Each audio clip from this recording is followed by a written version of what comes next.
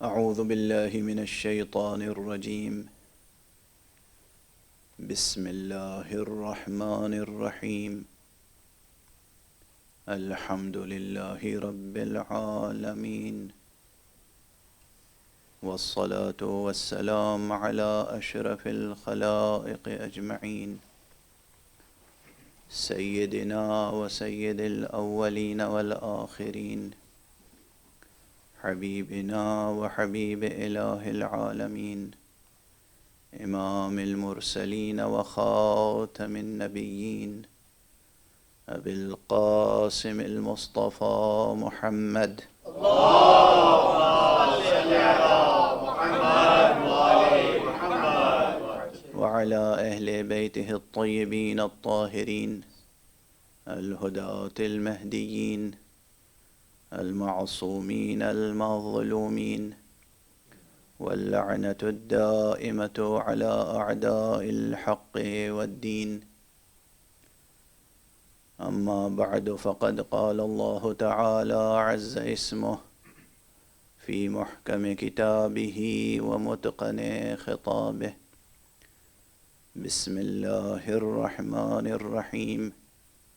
لو أنزلنا هذا القرآن على جبل لرأيته خاشعا متصدعا من خشية الله، وتلك الأمثال نضربها للناس لعلهم يتفكرون.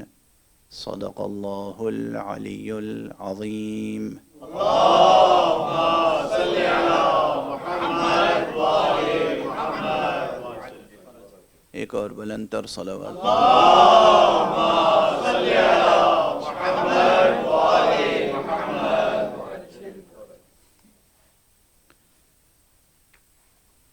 قرآن اور حسین کے عنوان سے جو سلسلہ گفتگو پہلی محرم سے شروع ہوا تھا، وہ آج اس مجلس پر اختتام پذیر ہو رہا ہے۔ بظاہر یہ اس موضوع پر، اس منبر پر اس سلسلے کی آخری مجلس ہے، مگر میں آپ حضرات کے سامنے گزارش کر چکا ہوں کہ یہ موضوع مسلسل اب دروس کی شکل میں آپ حضرات تک پہنچے گا۔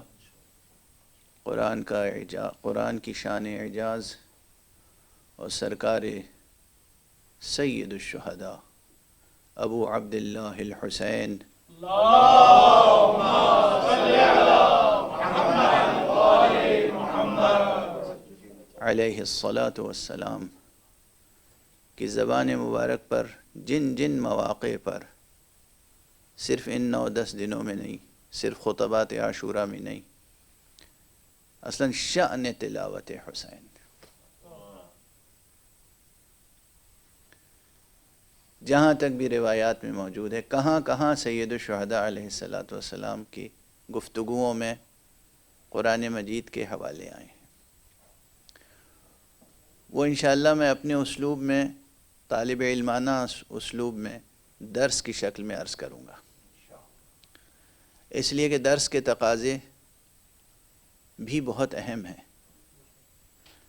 محرم کی ان مجلسوں کے تقاضے اور اس کا ماحول اور اس کی فضا ذرا مختلف ہوتی ہے، اس میں بہت سے امور کو ملحوظ رکھا جاتا ہے، اس کا ایک خاص اسلوب ہے، درس کا اپنا ایک اسلوب ہے۔ انشاءاللہ یہ گفتگو درس کے پیرائے میں جاری رہے گی، لیکن آج اس مجلس میں اب تک جو کچھ گزارش کر سکا ہوں اور جو کچھ آج مزید عرض کر سکتا ہوں، مختصر طور پر عرض کرنے کی کوشش کروں گا۔ آپ حضرات ایک بلند صلوات ارشاد اللہم صل علی محمد وآل محمد۔ مکرر عرض کیا آپ کی خدمت میں کہ قرآن مجید معجزہ الہی ہے، قرآن مجید سند نبوت مصطفیٰ ہے صلی اللہ علیہ وآلہ وسلم۔ اللہم صل علی محمد وآل محمد۔ قرآن مجید کنز علمی مقام ختم نبوت ہے۔ قرآن مجید ظرف علم الہی نہیں ہے، مختلف ظروف علم الہیہ میں سے ایک ظرف ہے۔ وہ علم الہی جو صفت ہے ذات الہی کی، وہ غیر از ذات الہی کسی اور ظرف میں آ ہی نہیں سکتا۔ ذات الہی نامتناہی ہے، علم الہی نامتناہی ہے، قدرت الہیہ نامتناہی ہے، وہ کسی ظرف میں نہیں آ سکتا۔ لیکن ان ظروف میں سے جن کو خود حق سبحانہ و تعالی نے متعارف کرایا ہے، ایک ظرف ام الکتاب ہے۔ ام الکتاب کیا ہے؟ یہ بھی ایک ظرف ہے جس میں علم الہی کا ایک بڑا حصہ موجود ہے، یا کہنا چاہیے ایک حصہ موجود ہے، ام الکتاب۔ دوسرا ظرف امام مبین، وہ بھی ایک ظرف علم الہی ہے۔ تیسرا ظرف کتاب مبین۔ امام مبین الگ ہے، کتاب مبین الگ ہے، ام الکتاب الگ ہے، قرآن الگ ہے۔ جس طرح تورات الگ ہے، زبور الگ ہے، انجیل الگ ہے، قرآن الگ ہے، وہ کوئی اور ہی شخصیت ہو سکتی ہے جو ایک ہی وقت میں دست مبارک مصطفیٰ پر آ کر اور اجازت طلب ہو، اے خزینہ دار علم الہی، اجازت ہے کہ اظہار علم الہی کروں؟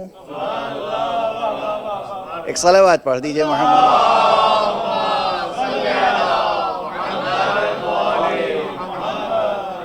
وہ شان ہی کچھ اور ہے، وہ ماحول، وہ کیفیت ہی کچھ اور ہے۔ جب جوف کعبہ میں پیدا ہونے والا بچہ، فرزند کعبہ، مولود کعبہ، کیا شان ہے ابو طالب کی؟ چاہو تو فرزند ابو طالب کہہ لو، چاہو تو فرزند کعبہ کہہ لو۔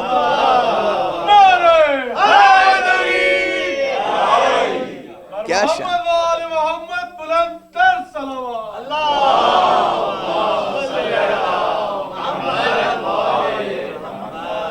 کیا شان ہے۔ تو جیسے ہی فرزند ابو طالب، فرزند فاطمہ بنت اسد، فرزند کعبہ بن کر اور دست مصطفیٰ پر آیا، تو اعجاز قرآن کی گواہی دینے کے لیے خود معجز نما بن گیا۔ یا رسول اللہ، اجازت ہے کہ تلاوت کروں؟ اور اس کے بعد تلاوتیں شروع ہوئیں۔ یہ روایتیں کسی شاعر و ادیب نے تخلیق نہیں کی ہیں، یہ روایتیں ایک فقیہ برجستہ، اپنے وقت کے مرجع تقلید، فقیہ، رجالی، محدث، علامہ شہر ابن شہراشوب جیسے عظیم القدر شخصیت نے کتاب مناقب میں نقل کی، اور ان جیسے نہ جانے کتنے اور فقہا نے، کتنے اور فقہا نے، فقہا وہ جو نقل حدیث میں بہت احتیاط کرتے ہیں، کتنے فقہا نے ان روایتوں کو نقل فرمایا۔ کون تھا وہ بچہ؟ اب آپ حضرات کے سامنے کیا عرض کروں، آپ کے تو دلوں کے نگینے پر اس کا نام کندہ ہے۔ جتنا بھی شکر ادا کیجئے کم ہے، جتنا بھی فخر کیجئے کم ہے، جتنا بھی ناز کیجئے کم ہے، اور جتنی بھی دعائیں دیجئے اپنے والدین کو کم ہے۔ بر محمد و آل محمد بلند تر صلوات۔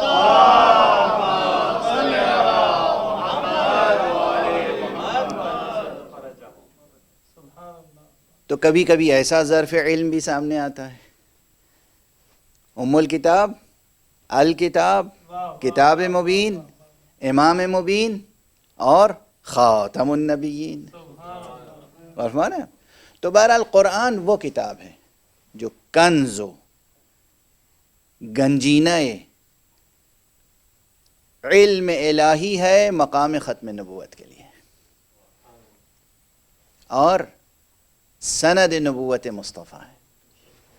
اور اس کی شان اعجاز یعنی اس کے معجزہ ہونے کے رخ بہت ہیں، ناقابل شمار ہیں، نامتناہی ہیں، جن میں سے ایک مثلاً جس کا ابھی تک ذکر نہیں ہو سکا، بہت مفسرین نے تذکرہ کیا ہے، اکثر تذکرہ ہوتا رہا ہے، ظاہر ہے کہ جب سلسلے گفتگو ہے تو اس کا بھی ذکر کر دیا جائے. وہ ہے اخبار بالمغیبات. اخبار بالمغیبات یعنی آنکھوں سے اوجھل، پردہ غیب میں پنہاں چیزوں کی خبر دیتا ہے قرآن، چاہے وہ ماضی کی ہوں، چاہے حال کی ہوں، چاہے مستقبل کی. اور معجزہ اس لحاظ سے ہے کہ آج تک قرآن مجید کی کوئی پیشین گوئی غلط ثابت نہیں ہوئی. جو کہہ دیا وہ ہو کر رہا، اور جو کہہ دیا ہے اب تک نہیں ہوا ہے وہ ہو کر رہے گا. یہ یقین اس لیے کہ اب تک جو قرآن نے کہا وہ ہوا. یہ خود جس طرح سے لکھا گیا ہے وہ اپنی جگہ، لیکن خود یہ عنوان بہت زیادہ طویل الذیل ہے. اس کے ذیل میں بہت مطالب ہیں جو لکھے گئے، اور بہت مطالب ہیں جو ابھی لکھے جائیں گے، باقی ہیں بہت سے مطالب.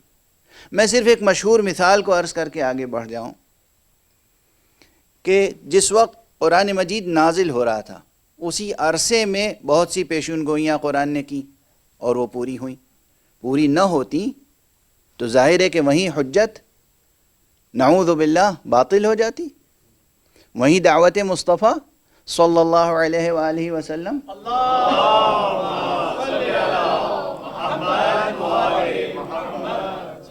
تمام ہو جاتی، متوقف ہو جاتی. نعوذ باللہ، ہزار بار نعوذ باللہ، بطلان ظاہر ہو جاتا. یہ قرآن جس میں خود حکایت کی گئی ہے کہ بعض ایسے منافق تھے اور بعض ایسے دشمن تھے جن کے وجودوں میں، جن کے ہیکلوں میں صہیونیت کا تخم اسی وقت موجود تھا. وہ جو یہودی تھے دشمن،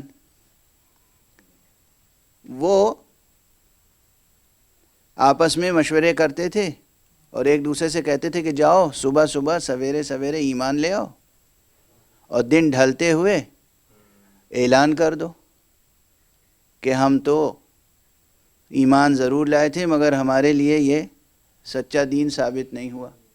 نتیجہ یہ ہوگا کہ تمہارا یہ عمل دیکھ کر دوسرے لوگوں کا ایمان بھی کمزور ہو جائے گا.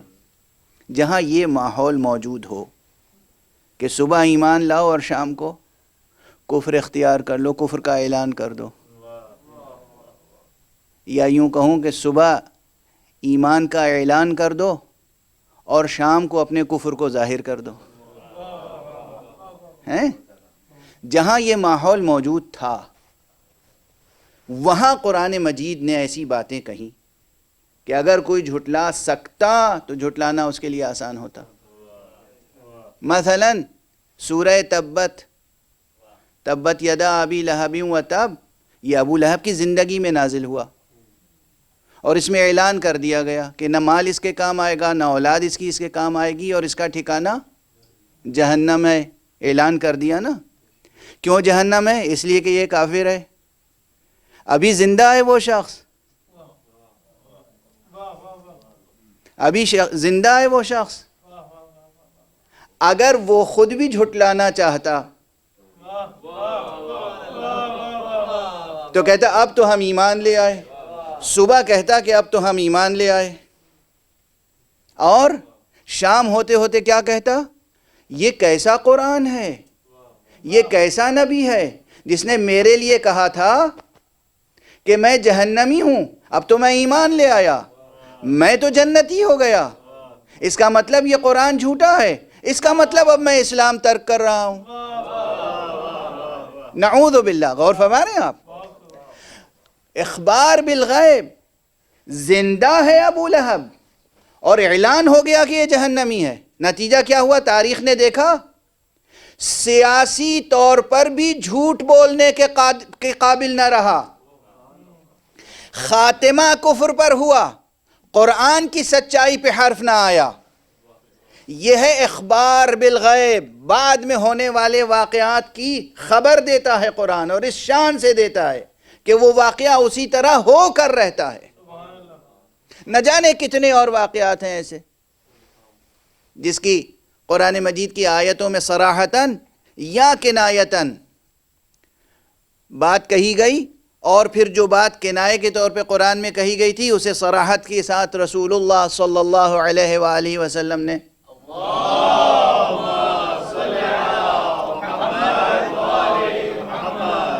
خبر دی، اور جس طرح خبر دی وہ بات اسی طرح واقع ہوئی، چاہے وہ فتح مکہ کا واقعہ ہو، چاہے وہ ہجرت سے متعلق باتیں ہوں، چاہے وہ جنگ بدر سے متعلق باتیں ہوں، جس قدر بھی باتیں ہیں جو اخبار بالغیب سے تعلق رکھتی ہیں۔ یا سورہ روم سے متعلق مشہور واقعہ، میں تو صرف اس وقت حوالے دے کر آگے بڑھ رہا ہوں تاکہ ایک بحث جو کل شروع ہوئی تھی وہ تھوڑی سی اور آگے بڑھ سکے۔ تو ایک معجزہ قرآن مجید کا یہ بھی ہے کہ اس نے آئندہ آنے والے واقعات کی خبر دی ہے، اور اس نے پردہ غیب میں موجود حقائق کی خبر دی ہے، اور پردہ غیب میں موجود حقائق صرف مستقبل سے متعلق نہیں ہیں، اور غیب کی بھی قسمیں ہیں، غیب مطلق ہے، غیب اضافی ہے، یہ سب بحثیں الگ۔ بہت سی چیزیں ماضی میں ہوئیں، بظاہر حضور صلی اللہ علیہ وآلہ وسلم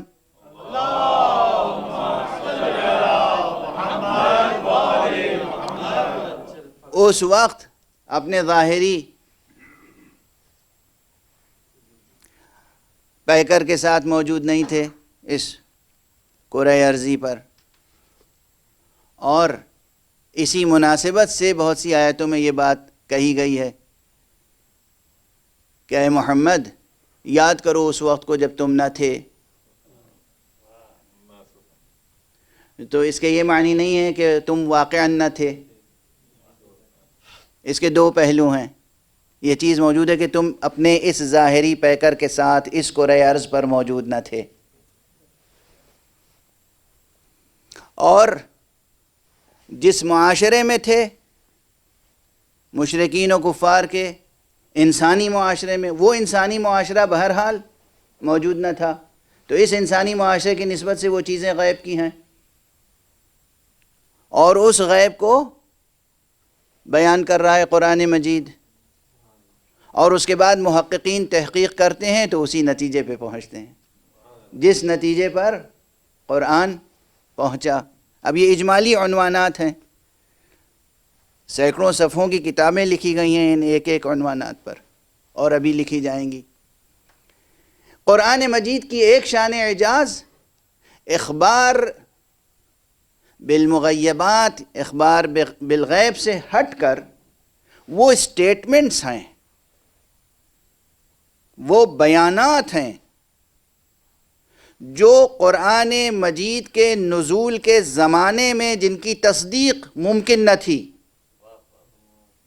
لیکن زمانے کے گزرنے کے ساتھ ساتھ ان کی تصدیق ہوتی چلی جا رہی ہے۔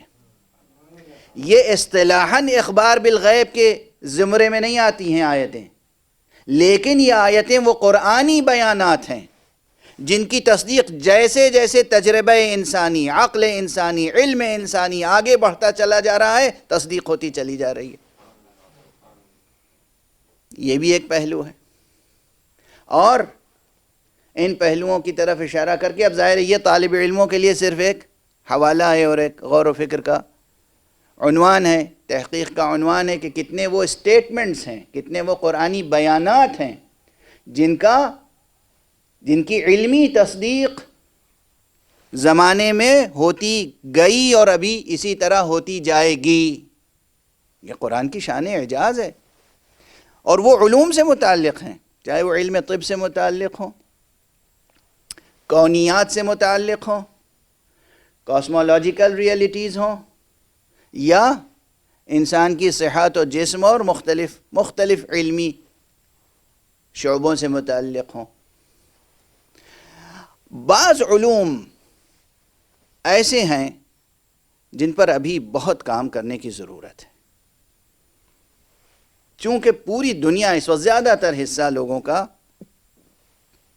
ظاہری سائنسی موضوعات پر کام کرنے میں مشغول ہے. اس لیے اس رخ پر کام نہیں ہوا جو بحث کل شروع ہوئی تھی، اور کل کئی بحثیں بطور مثال، بطور حوالہ، بطور مقدمہ ایک دوسرے کے ساتھ میں عرض کرتا چلا گیا، ورنہ ہر بحث مستقل جدا جدا ہے، ایک دوسرے سے مماثلت مشابہت ضرور رکھتی ہے. یہ بحث جو مثل، امثال اور تمثلات سے متعلق ہے، بہت سی روایتیں ہیں. ایک تو یہ یاد رکھیں کہ اطوار وجود گوناگوں ہیں، نامتناہی ہیں.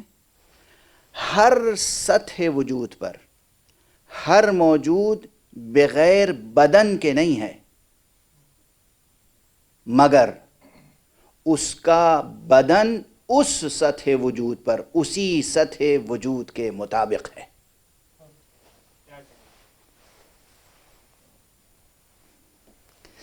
نا. تھوڑی سی مشکل بحث. اب مشکل بحثوں واقعاً مشکل ہے یہ، اور ان مشکل بحثوں کو اب یہ نہ کہیے گا ممبر پہ مشکل بحثیں لے کر کیوں آتے ہیں، یہ نہ کہیے گا. یہ میں پہلے بھی عرض کر چکا ہوں، ممبر پر جب خطیب آتا ہے، خطیب مکتب حسینی، خطیب مدرسہ غدیر، خطیب آل محمد، وہ خطیب جس کا وظیفہ ہے ذکر قرآن اور ذکر اہل قرآن، اس خطیب کی ذمہ داری یہ ہے کہ جیسے جیسے اس ممبر کی سیڑھیاں چڑھ کے خود بلند ہو، ویسے ہی پورے معاشرے کو پکڑ کے بلند کرنے کی کوشش کرے. محمد وآل محمد بلند تر صلوات.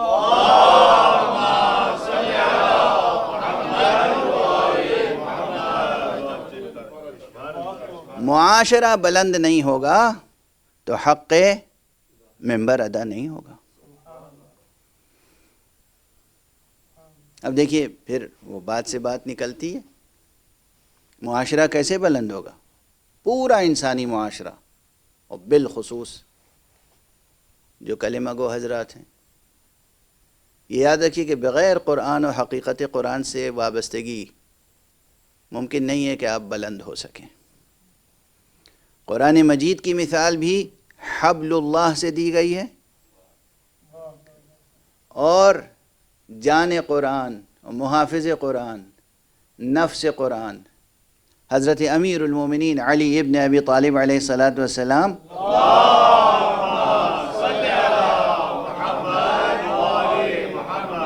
کی مثال بھی حبل اللہ سے دی گئی ہے. لسان پیغمبر پر حبل اللہ، اللہ کی مضبوط رسی، حبل اللہ المتین.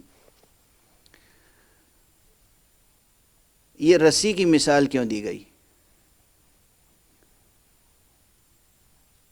رسی کوئی بہت حسین و جمیل چیز ہوتی ہے، تشبیہ تو دی جاتی ہے عموماً، اور ارباب بلاغت جانتے ہیں، شاعری اور ادب سے جو سروکار رکھتے ہیں، فصاحت و بلاغت و حسن بیان، کہ تشبیہ جب دی جاتی ہے تو کسی حسین چیز کی دی جاتی ہے. سامنے معشوق ہے، آپ، اور وہ ہے تو آپ ہی کے جیسا، انسان ہے، دو آنکھیں ہیں، بھویں ہیں، خد و خال ہے. آپ مثال اسے دے رہے ہیں چاند کی، یا مثال دے رہے ہیں اگر بہاریہ ذوق ہے تو گلاب کی، یا اگر اور پر نور آپ کا ذوق ہے تو مثال دے رہے ہیں سورج کی. کیوں؟ گلاب زیادہ حسین ہے، خوبصورت ہے، چاند زیادہ حسین ہے، خوبصورت ہے، پر نور ہے، سورج اصلا نور کا سرچشمہ ہے اس عالم مادی میں. تو تشبیہ دی جاتی ہے عموماً. ہاں کسی کی مذمت و حجو کرنی ہو تو الگ بات ہے، وہ باب الگ ہے. اور بدقسمتی سے ایسے لوگ ہوتے بھی ہیں کہ جن کی مجبوراً بھی حجو کرنی پڑتی ہے. لیکن میرا ذوق یہ ہے کہ ممبر پر عموماً ایسے لوگوں کا تذکرہ نہیں کرتا، کیونکہ یہ پرنور بزم جو نکھت و خوشبو بہشت سے معمور ہے، اس میں کوئی ایسا نام آنا نہیں چاہیے کہ جس سے خوشبوئیں بھی دور ہوتی چلی جائیں.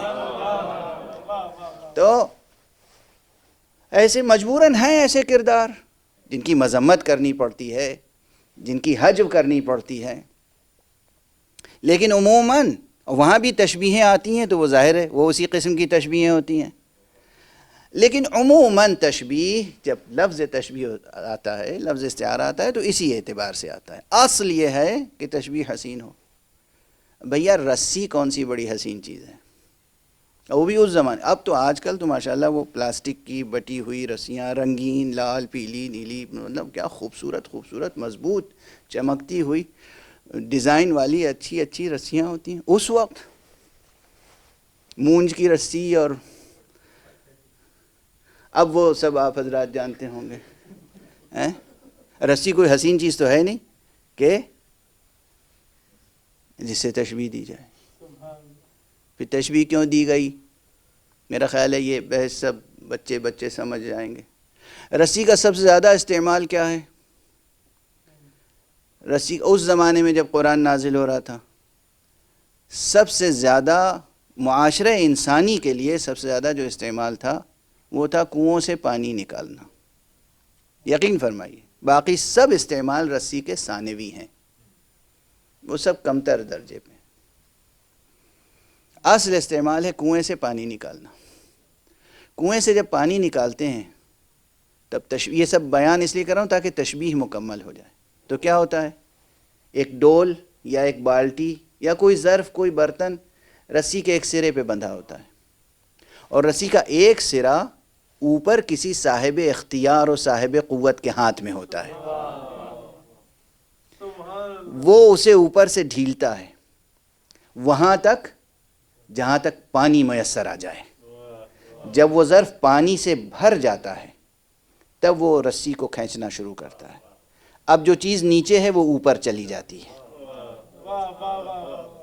کبھی رسی کے ذریعے اوپر کی چیز نیچے نہیں لائی گئی، کبھی ممکن نہیں ہے، نقصان ہوگا، خطرہ ہے. رسی کے ذریعے ہمیشہ نیچے کی چیز اوپر لے جائی جاتی ہے.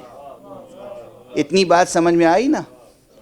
قرآن مجید وہ نور کی رسی ہے جس کا ایک سرا دست قدرت میں ہے، دست حق میں ہے، اور دوسرا سرا نیچے اس لیے ڈال دیا گیا تاکہ انسان اس سرے کو پکڑ لے، اس سے وابستہ ہو جائے. جب انسان پورے ارادے اور اختیار کے ساتھ، پورے ایمان اور عقیدے کے ساتھ، اپنے پورے وجود و وجدان کے ساتھ اس رسی کو تھام لے گا تو پھر وہ دست حق اسے بلند کرتا چلا جائے گا، بلند کرتا چلا جائے گا، بلند کرتا چلا جائے گا. تو قرآن سے وابستہ ہوئے بغیر اس معاشرے کا بلند ہونا ناممکن ہے. محمد وآل محمد صلوات.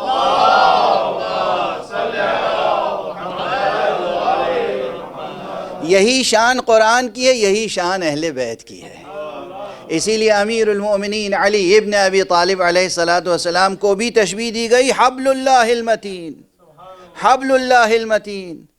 اور وہ جو آیت بار بار پڑھی جاتی ہے اتحاد کی دعوت دینے کے لیے، وَاعْتَصِمُوا بِحَبْلِ اللَّهِ جَمِيعًا وَلَا تَفَرَّقُوا، تفسیر اہل بیت دیکھ لیجئے، سب کے سب وابستہ ہو جاؤ اللہ کی رسی سے، تفرقہ نہ کرو. اس کے معنی کیا ہیں؟ افسوس ہے، یہ افسوس ہے. خود تشریح پیغمبر، توضیح پیغمبر، تفسیر پیغمبر، تعویل پیغمبر کو نظر انداز کر کے لوگ اعلان کیا کرتے ہیں، یعنی جس کو پکڑ کے متحد ہونا ہے اسی کو چھوڑ کے سب متحد ہو جاتے ہیں. یہ اتحاد وہ ہے جو خدا کو منظور نہیں ہے. اصلا یہ اتحاد نہیں ہے. وہ اتحاد ہے کہ واللہ خدا کی رسی ہاتھ میں ہو، یعنی قرآن ہاتھ میں ہو، ولایت مرتضیٰ ہاتھ میں ہو، اس سے وابستہ ہو جائے تو پھر دیکھیے یہ معاشرہ کبھی پستیوں میں تاریکیوں میں نہیں رہ سکتا۔ قرآن سے وابستہ ہوں اور اس قرآن ناطق سے جس کا نام علی ابن ابی طالب ہے۔ صلوات پڑھیں محمد۔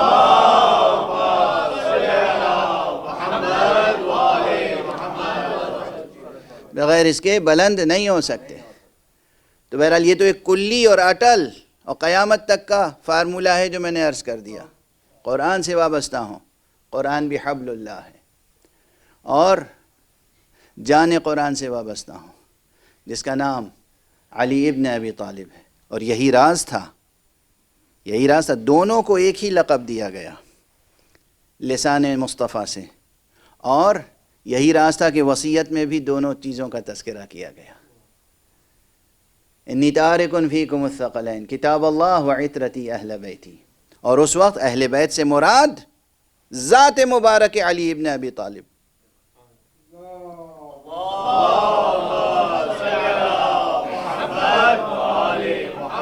اور دیگر بلند تر صلوات۔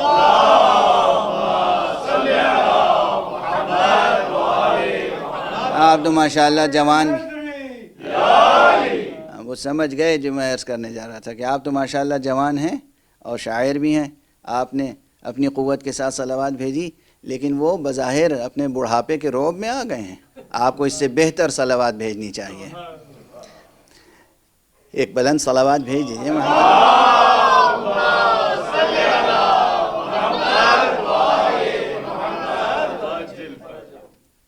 اور یہ بہت سے یعنی علماء اہل سنت نے بھی اعتراف کیا ہے کہ اس وقت اہل بیت سے مراد سب سے بارز شخصیت، سب سے نمایاں شخصیت جو تھی وہ حضرت امیر المومنین علی ابن ابی طالب کی شخصیت تھی۔ جب رسول نے کہا وَأَهْلَ بَيْتِي، اور اسی موقع پر فرمایا کہ هذا علی، اسی موقع پر فرمایا علی مع القرآن والقرآن مع علی، اسی موقع پر ایک خطبے کے یہ جملے ہیں جو الگ الگ چھوٹی چھوٹی حدیثوں کی شکل میں نقل ہو رہے ہیں۔ اب یہاں ٹھہر کے شاید آج کچھ زیادہ وقت لے لوں آپ حضرات کا، لیکن یہاں ٹھہر کے ایک بات تو عرض کروں، تمام حدیث کی کتابوں کو دیکھ جائیے، حضور علیہ الصلاۃ والسلام کی کوئی ایک مکمل تقریر کہیں نہیں ملے گی آپ کو۔ کیا المیہ ہے! حضور کے خطبات جمعہ کہاں چلے گئے؟ خطبات جمعہ کے علاوہ خطبات عید کہاں گئے؟ خطبات عید الاضحیٰ کہاں گئے؟ مختلف مواقع کے خطبات کہاں گئے؟ یہ ایک سطر کی حدیث، 2 سطر کی حدیث، 3-4 سطروں کی حدیث، اس سے زیادہ عموماً نہیں ملتی۔ کیا یہی حق حفاظت کلام پیغمبر ہے جو ادا کیا ہے لوگوں نے؟ بس ایک سوالیہ نشان چھوڑ کر آگے بڑھ رہا ہوں۔ اس پر کسی اور جگہ میں گفتگو کر چکا ہوں، لیکن اس وقت چونکہ ظاہر ہے ہر سطح کے لوگ سن رہے ہیں، ایک دہائی دی جاتی ہے اور نعوذ باللہ جیسے احسان جتایا جاتا ہے، فلاں فلاں محدثین نے بڑی عرق ریزی کی سنت مصطفیٰ کو جمع کرنے میں، سنت مصطفیٰ کو جمع کر حدیث پیغمبر کو جمع کرنے میں اس امت نے بڑی قربانیاں دیں، اور اس کے بعد کیا ہوا؟ کوئی ایک مکمل خطبہ بھی محفوظ نہ رہ سکا۔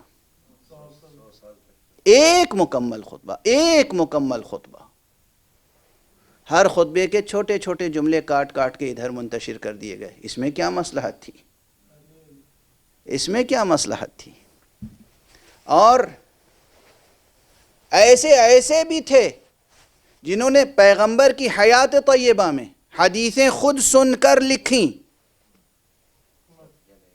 اور اپنی بیٹی کے پاس محفوظ رکھ دیا، اور اس کے بعد منگا کر اس مجموعہ فرمان مصطفیٰ کو نظر آتش کر دیا، جلا دیا۔ اور بہانہ کیا تھا؟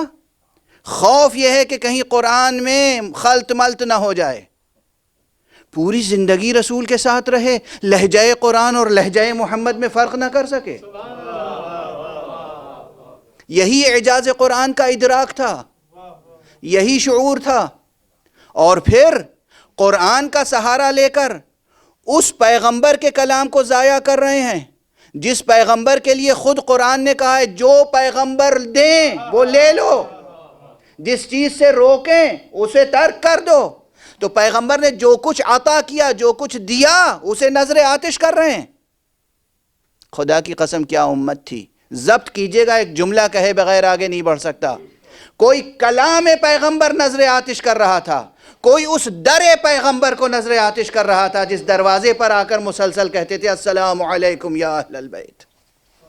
کیا تاریخ ہے، کیسی المناک تاریخ ہے، کیسی المناک تاریخ ہے. سیاسی درباروں نے جو تاریخ لکھی، سیاسی مورخوں نے جو بیانات جمع کیے، قلم فروش، ضمیر فروش، ایمان فروش لوگوں نے جو مجموعے تیار کیے. اب رخ بدل جائے گا. میری صحت ساتھ نہیں دیتی، بہت سمیٹ کے، بہت ضبط کر کے میں آتا ہوں اور آپ کے سامنے چند جملے عرض کرنا چاہتا ہوں. اگر یہ باب کھل گیا تو پھر درد بھی بڑھ جائے گا سینے کا، اور یہ درد آپ تک منتقل بھی ہوگا تو بہت کربناک ہوگا. حضور کی حدیثیں نظر آتش کی گئیں.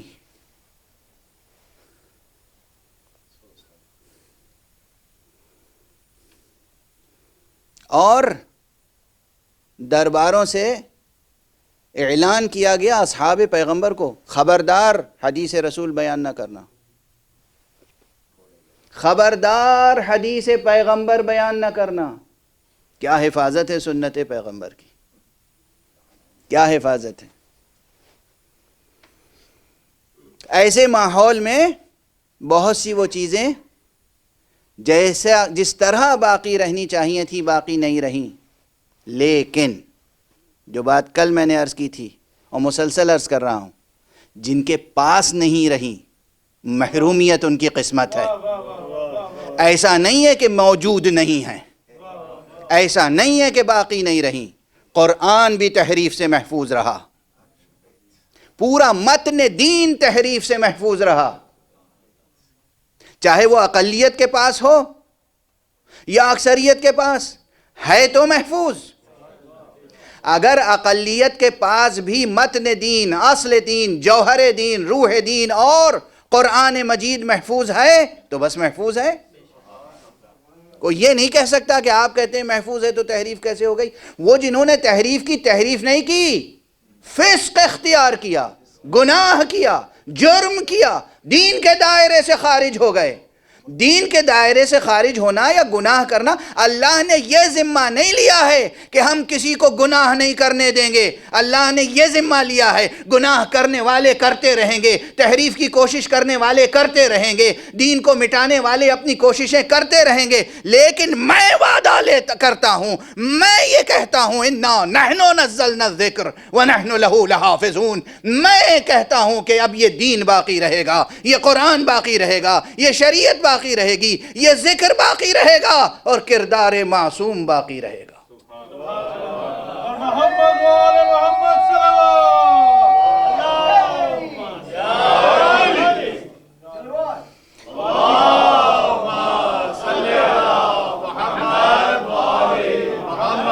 بہرحال بات سے بات نکلتی چلی جا رہی ہے، اور آج بھی کئی عنوانات ایک کے بعد ایک آ رہے ہیں. لیکن اصل جس عنوان کی طرف لانا چاہ رہا ہوں وہ یہ کہ کل جہاں گفتگو پہنچی تھی، قرآن مجید روز محشر ایک خوبصورت حسین جوان کی شکل میں آئے گا، بے نظیر شکل ہوگی، نورانی. یہ کیا ہوگا؟ تمثل، یا قرآن مجید کا وہ طور سامنے آئے گا جسے سورہ مبارکہ زخرف میں کہا گیا ہے کہ وَإِنَّهُ فِي أُمِّ الْكِتَابِ لَدَيْنَا لَعَلِيٌّ حَكِيمٌ. وہ تو ام الکتاب میں ہمارے نزدیک علی حکیم ہے. لیکن اگر علی حکیم لوائے حمد لیے ہوئے موجود ہوگا تو پھر اس طور وجود کو کیا کہیں گے؟ ہے نا مشکل، آپ کے لیے بھی مشکل ہے۔ صرف ہمیشہ دوسروں کو نہ کہا کیجئے کہ ان کی سمجھ میں نہیں آتے حقائق۔ ابھی کتنے حقائق ہیں جن تک آپ کو اپنے ذہن و ضمیر و قلب و وجود و روح و سر کے ساتھ، اپنے وجود و وجدان کے ساتھ ارتقاء پا کر پہنچنا ہے۔ ایک صلوات پڑھ دیجئے محمد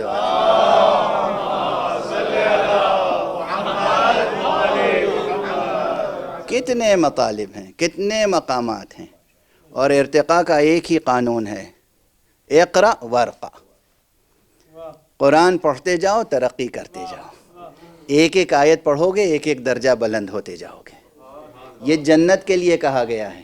جنت جب ملے گی تو جنت کے مراتب حسب اعداد آیات قرآنی ہیں، تو وہاں کہا جائے گا کہ قرآن کی آیتیں پڑھتے جاؤ اور آگے بڑھتے جاؤ۔ غور فرمایا آپ نے؟ خیر یہ تو ان کے لیے ہے جو قرآن پہ یقین رکھتے ہیں، قرآن پہ کوئی شبہ نہیں رکھتے، اور قرآن کو اپنی زندگی کا ورد بنائے ہوئے ہیں۔ یاد رکھیے قرآن ربیع القلوب ہے۔ اہل دل ایک دوسرے سے جب ملتے ہیں تو معلوم ہے کیا پوچھتے ہیں؟ ما زرع القرآن فی قلبک، قرآن نے تمہاری زمین دل میں کیا بیج بوئے؟ قرآن نیکیاں بوتا ہے، قرآن شجر نور کا تخم دل میں بو دیتا ہے، قرآن نیکیاں بوتا ہے، قرآن شجر نور کی تخم ریزی کرتا ہے، قرآن اقدار انسانی کی سینچائی کرتا ہے آب حیات سے۔ قرآن کو اپنے ورد زندگی بنائیں۔ خدا کی قسم آج 9 محرم ہے، ابھی مقام مصائب میں داخل نہیں ہو رہا ہوں، لیکن 9 کے نیزہ کے قاری کا واسطہ دے کر کہہ رہا ہوں، آج کے بعد سے اپنی زندگی میں تلاوت قرآن کا ایک ورد روزانہ قائم رکھیے گا، غفلت نہ ہو۔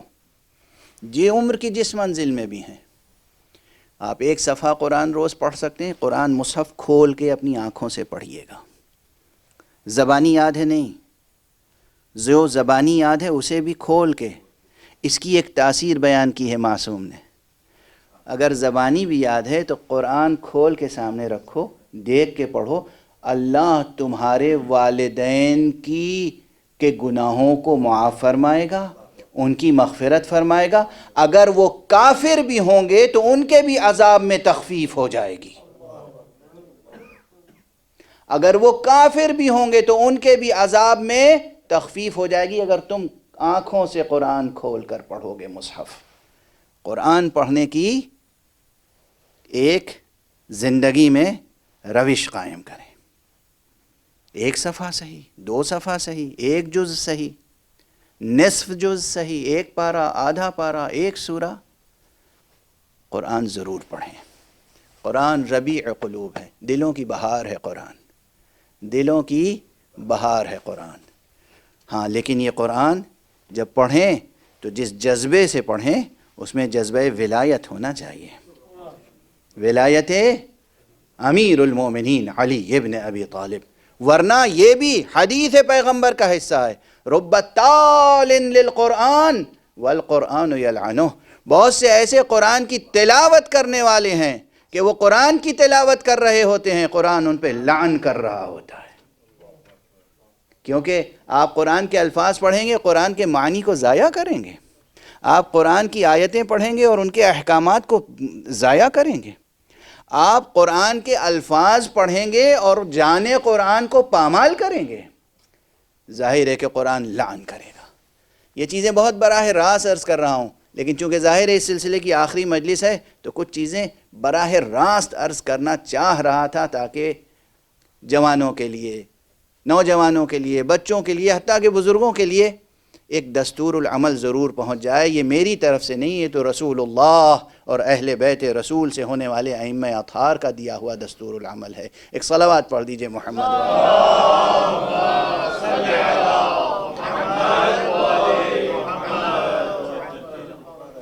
تو یہ قرآن قیامت میں جب آئے گا تو ایک حسین پیکر میں آئے گا، اور بھی روایتیں ہیں، اور بھی واقعات ہیں، مشاہدات ہیں، تجربات ہیں، کرامات کے ذمہ آتا ہے۔ سورہ مبارک یاسین مثلا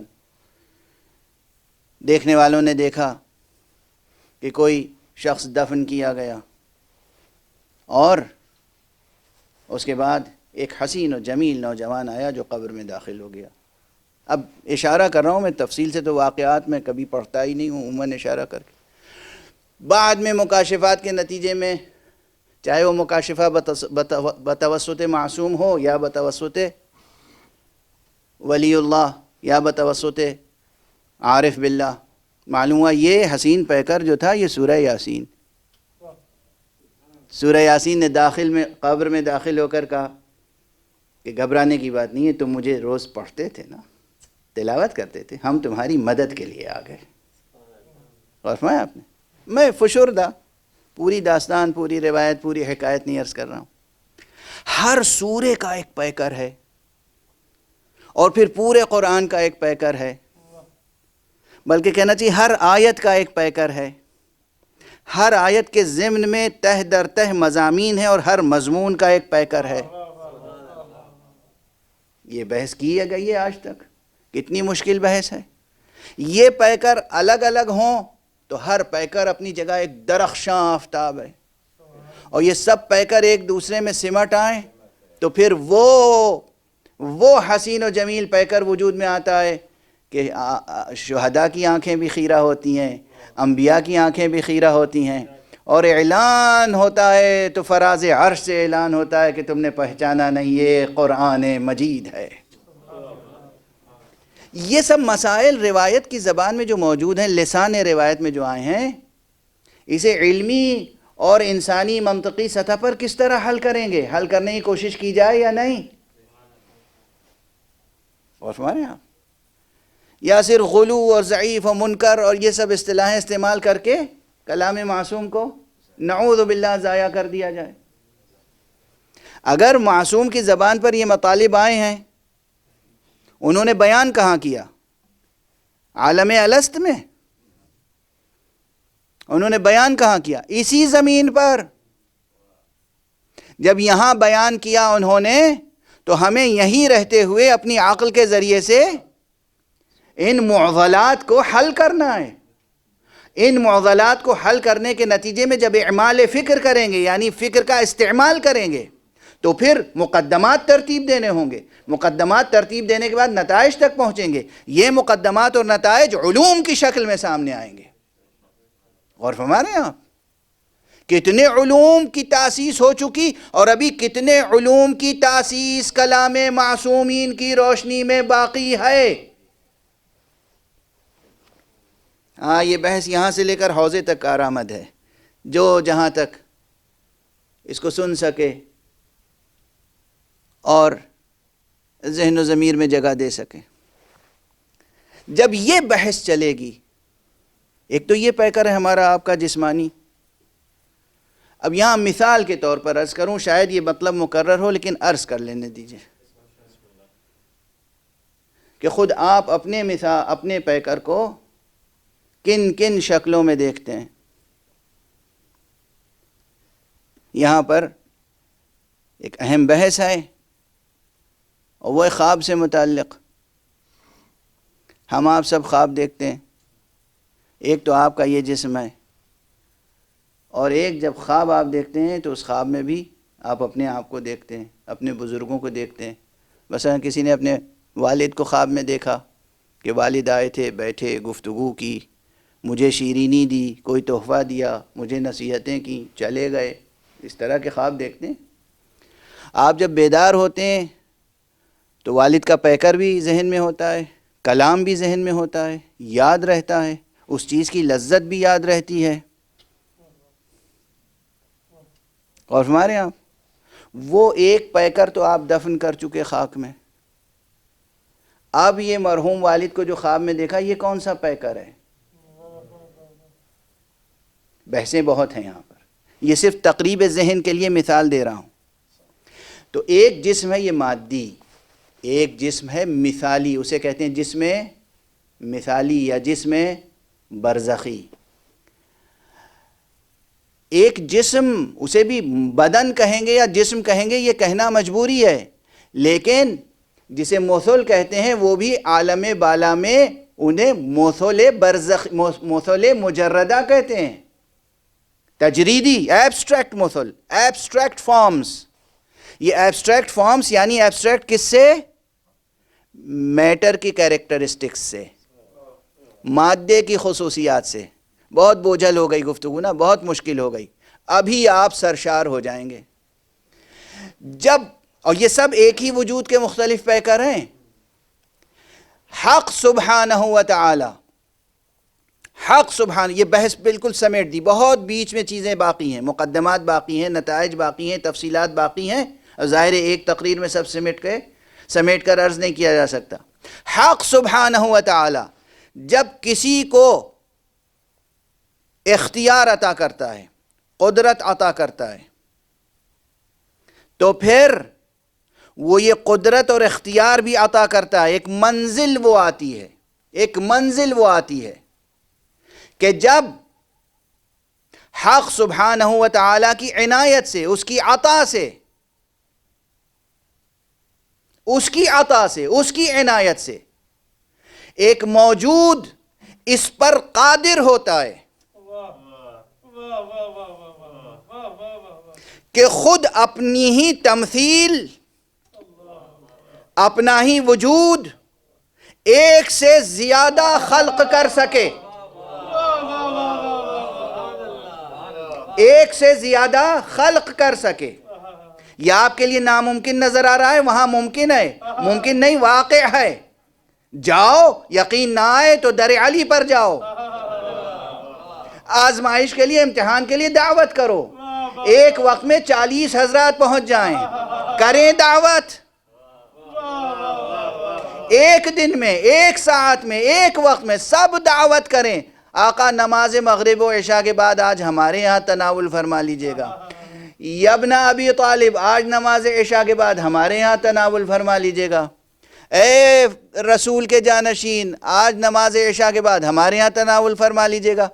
اور سب سے کہتے جا رہے ہیں انشاءاللہ، انشاءاللہ، بارک اللہ، انشاءاللہ، بارک اللہ، انشاءاللہ، بارک اللہ. 40 تک فہرست پہنچ گئی. افسوس ہے کہ اس عہد میں بعض حضرات صاحب عمامہ، بعض حضرات ہم میں سے، غیر نہیں ہم میں سے، اس طرح کی روایتوں کو پڑھنے سے گریز کرتے ہیں، اسے غلو آمیز سمجھتے ہیں، اور یہ سمجھتے ہیں کہ یہ ناممکن ہے، یہ سمجھتے ہیں کہ اس کا علمی طور پر استدلال ممکن نہیں ہے.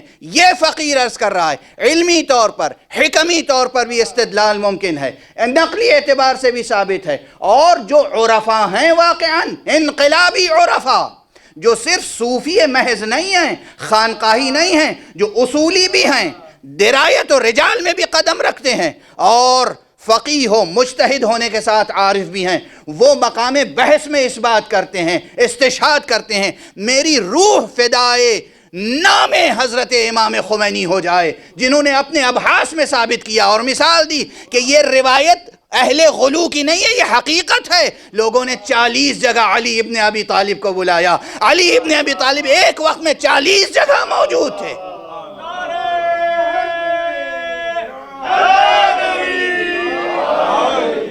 ہر شخص کہہ رہا تھا آج علی میرے یہاں تھے، آج علی میرے یہاں تھے، آج علی میرے یہاں تھے. اور پیغمبر نے کہا علی تو میرے پاس تھے، زہرا نے کہا علی تو میرے پاس تھے، جبرائیل نے کہا عرش پر خدا فرما رہا ہے علی تو میرے پاس تھے.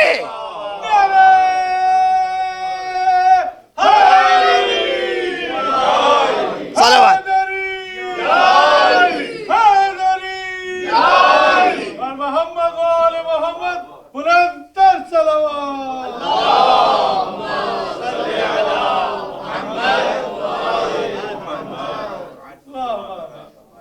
خدا جسے قدرت دے، مولوی قدرت سلب کر سکتا ہے.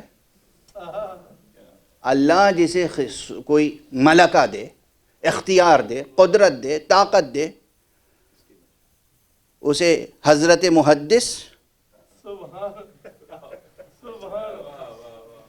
اللہ کی دی ہوئی صفت کو چھین سکتے ہیں. اور اگر اس صفت کا کوئی قائل ہو تو غالی ہوگا اور توحید خداوندی میں خلل آ جائے گا. کتنا چھوٹا سمجھا ہے خدا کو آپ نے. وہ خدا جو علی کو خلق کرنے والا ہے، وہ خدا جو علی کو اپنے آغوش میں لینے والے اور علی کا بار اٹھانے والے محمد کو خلق کرنے والا ہے، وہ خدا آپ کی نگاہ میں اتنا چھوٹا ہے کہ محمد و علی کے فضائل بیان ہو جائیں تو توحید میں خلل آ جائے گا. ذرا اپنی توحید درست کر لیجئے. ایک صلوات پڑھیے محمد و علی.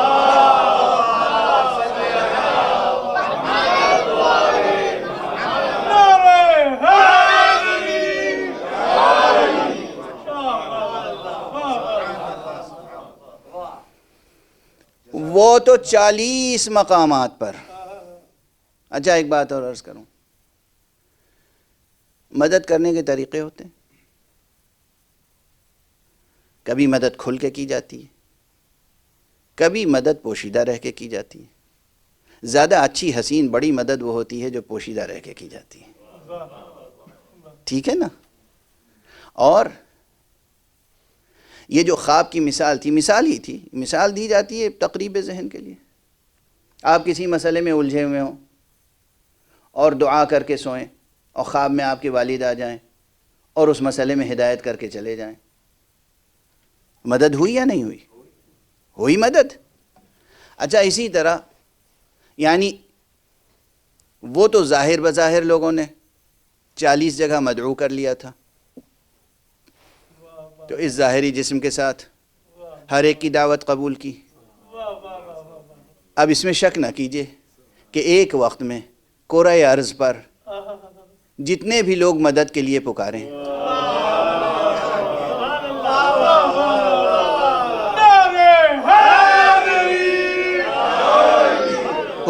جتنے بھی پکاریں اللہ نے انہیں قدرت دی ہے. اللہ نے قدرت دی ہے. یہ اللہ نہیں ہے، یہ اللہ کے سجدگزار بندے ہیں. اور یہ روایت کہیں اور نہیں، اصول کافی میں ہے، جس کا آخری فقرہ یہ ہے کہ انما انا عبد من عبید محمد. حقیقت تو یہ ہے کہ میں محمد کے غلاموں میں سے ایک غلام ہوں. اللہ نے اس اپنے عبد کو اگر اتنی صلاحیتیں دی ہیں تو خود اللہ تو اس سے کہیں زیادہ بڑا ہے. اللہ کی صفتیں آپ نے محدود کیوں کر دی؟ کیا توحید ہے آپ کی؟ کیا توحید ہے آپ کی؟ آپ ہمیں بھی غلو کا الزام لگا دیں گے، بلکہ لگ ہی چکا ہے. صوفی، وحدت الوجودی اور جناب والا غالی. عجب مصیبت ہے، کوئی غالی کہتا ہے، کوئی مقصر، اور ہم تو اپنے کو قاصر سمجھتے ہیں. خدا کی قسم جتنا بھی فضائل بیان کر دیں قاصر کے قاصر رہیں گے. ہم سے کہیں بیان ہو سکتے ہیں فضائل؟ ہم سے کہیں حق بندگی ادا ہو سکتا ہے؟ نہ اللہ کی حق بندگی ادا ہو سکتا ہے، نہ پیغمبر کے لیے حق نعت ادا ہو سکتا ہے، نہ معصومین کے لیے حق منقبت و ثنا اور حق فضیلت ادا ہو سکتا ہے، نہ عملاً نماز روزے کا حق ادا ہو سکتا ہے. ہم ہیں کیا؟ کس شمار میں، کس قطار میں؟ ہم کیا ہیں؟ آپ کا جو جی چاہے کہہ لیجئے. مولا علی کی محبت میں کہیں گے تو انشاءاللہ آپ کو ثواب ملے گا، اور اگر سیاسی طور پہ کہیں گے تو ایسا عذاب ملے گا کہ ہم بھی دیکھیں گے. ایک صلوات پڑھ دیجئے محمد و آل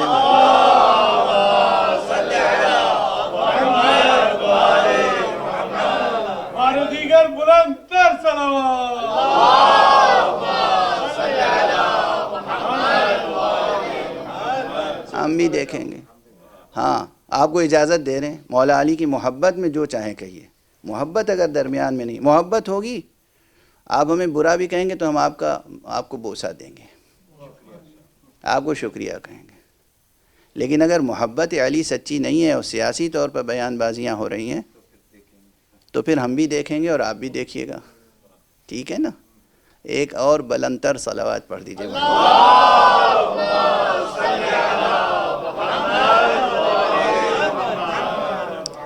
تو یہ ایک حقیقت ہے عزیزان گرامی. یہ ایک بہت بڑا موضوع ہے. میں پورا موضوع عرض نہ کر سکتا ہوں، نہ عرض کر سکا. میں نے خلاصہ کچھ ادھر سے ادھر سے کچھ عنوانات منتشر سے عرض کر دیے.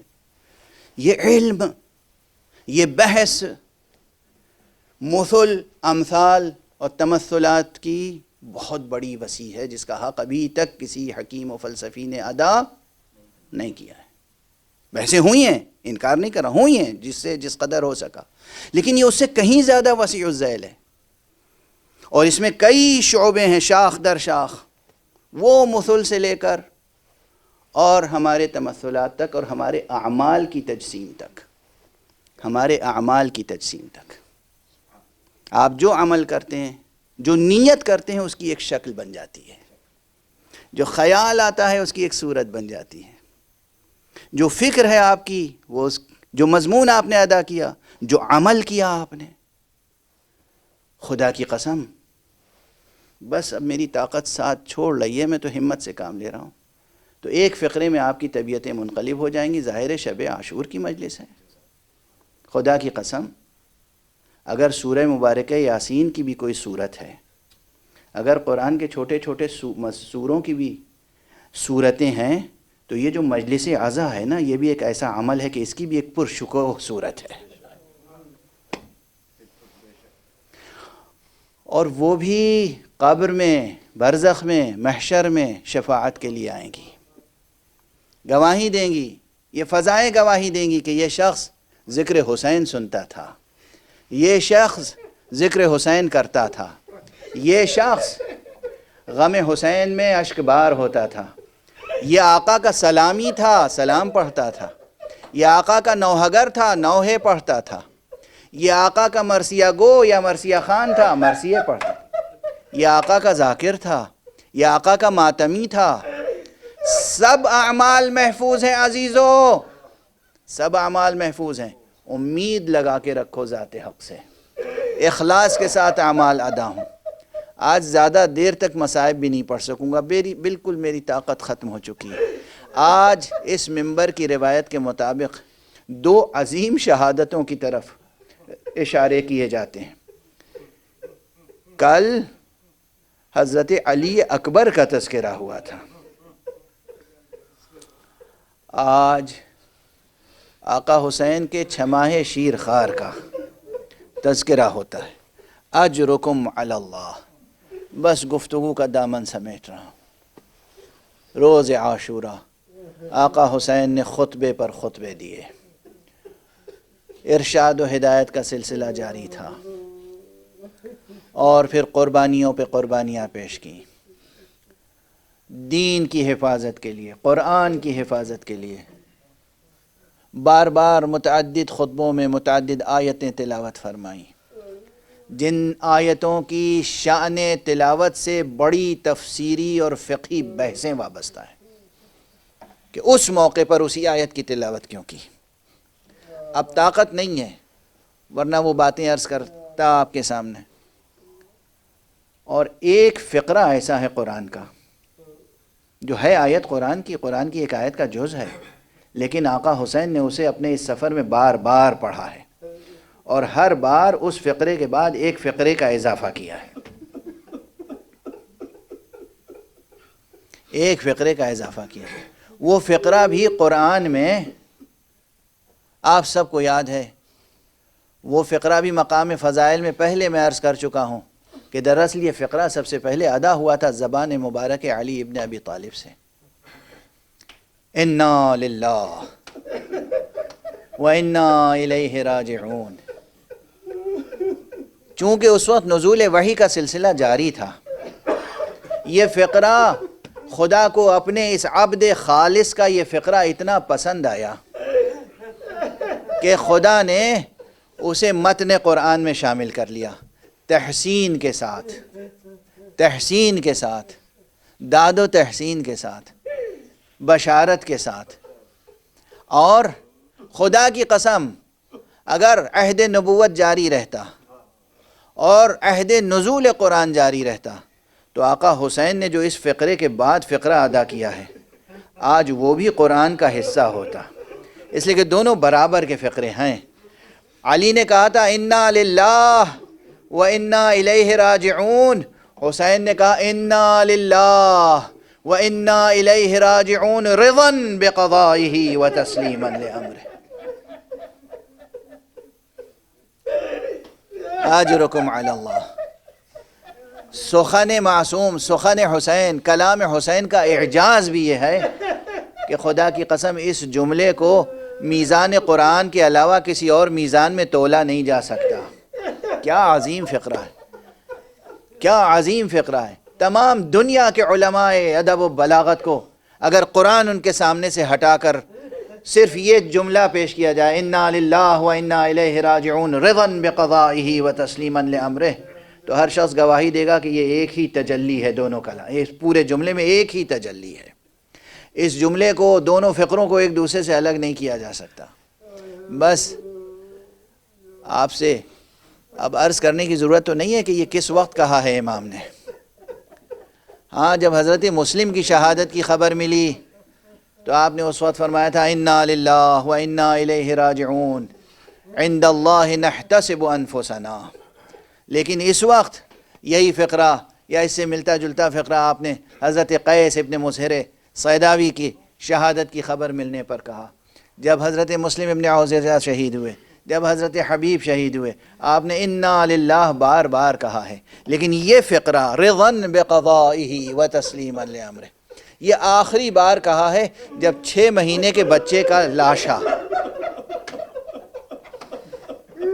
اجرکم علی، اجرکم علی. جب ایک بچہ 6 مہینے کا بچہ جسے آقا لے گئے تھے کہ اگر میں تمہاری نگاہ میں گناہگار ہوں تو یہ 6 مہینے کا بچہ، شیرخوار بچہ، دنیا کے کسی قانون میں گناہگار نہیں ہوتا. اسے تو ایک گھونٹ پانی پلا دو، اور اس کے بعد صرف یہی نہیں کہ آقا نے کہا ہو، آپ سب جانتے ہیں اور دیکھنے والوں نے بیان کیا ہے. درباری رپورٹروں نے نہیں، کہ آقا نے ایک مرتبہ اپنے بچے کو دیکھا اور کہا تم حجت خدا کے فرزند ہو، اپنی پیاس کا اعلان کر دو. ننھے سے بچے نے اپنا مرجھایا ہوا چہرہ فوج کی طرف کر دیا. بچے عموماً ماں یا باپ کی گود میں ہوتے ہیں تو سینے سے لپٹے رہتے ہیں. بچے نے چہرہ گھمایا، سوکھی ہوئی زبان سوکھے ہوئے ہونٹ پر پھیری، اور فوج میں انقلاب آ گیا. کچھ ایسے تھے جو چاہتے تھے کہ آ کر پانی پلا دیں، لیکن عمر ابن سعد نحس نے آواز دی حرملہ ابن کاہل کو کہ اقطع کلام الحسین، حسین کے کلام کو قطع کر دے. اس نے تیر سے نشانہ لیا اور ایک تیر خطا کر گیا، دوسرا تیر خطا کر گیا، لیکن تیسرا تیر اس طرح آ کر گلوئے اصغر میں پیوست ہوا کہ بچے کا گلا اور باپ کا بازو ایک ساتھ زخمی ہوا. آقا حسین نے تیر کو کھینچا، بچے سے خطاب کیا، بچے کے گلے سے 2-3 قطرے لہو کے،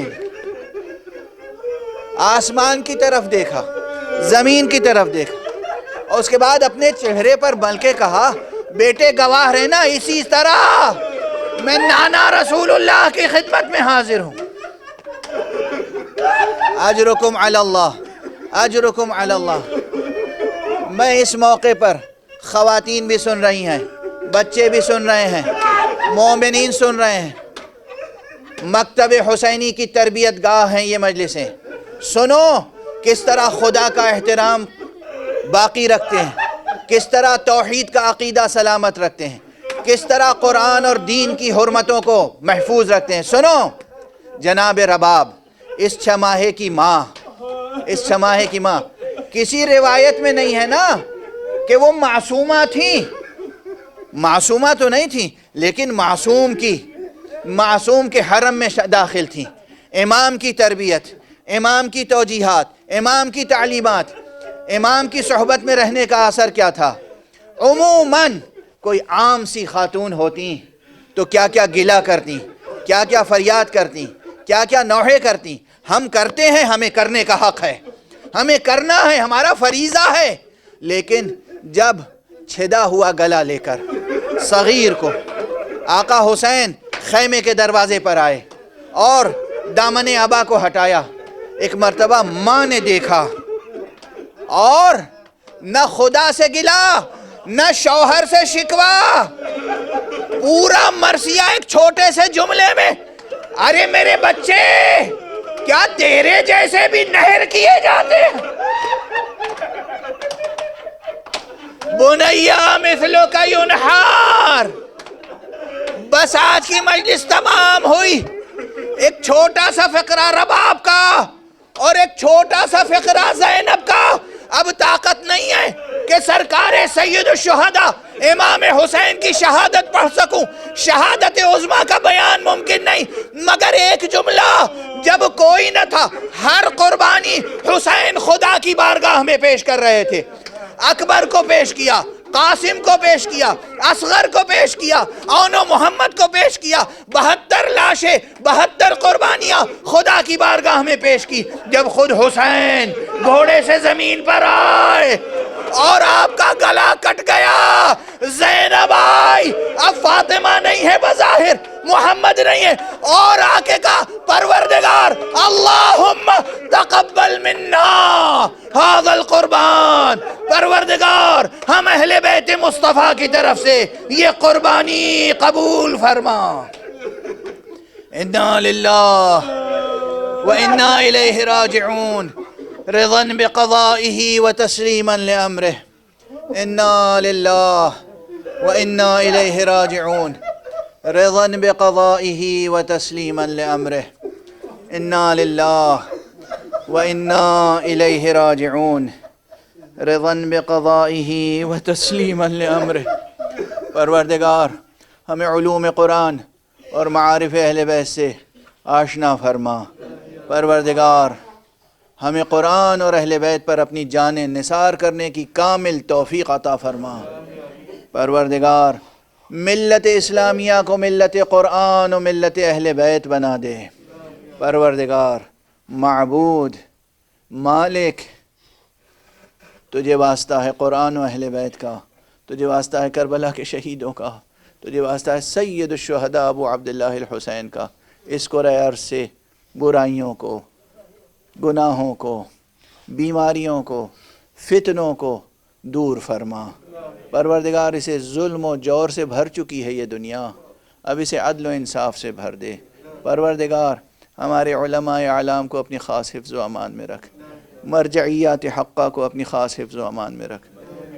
پروردگار آیت اللہ العظمیٰ سید علی حسینی سیستانی کو اپنی خاص حفظ و امان میں رکھ.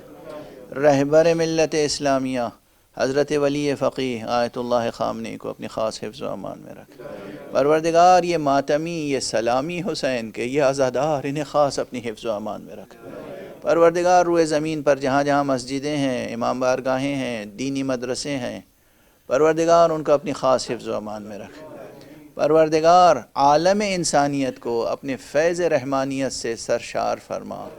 پروردگار اپنے ولی آخر، ولی معصوم، فرزند زہرا وارث حسین کو اذن ظہور عطا فرما اور ان کے ہاتھوں سے اپنی رحمت و رافت و عدالت کا پرچم لہرا دے. ماتم حسین.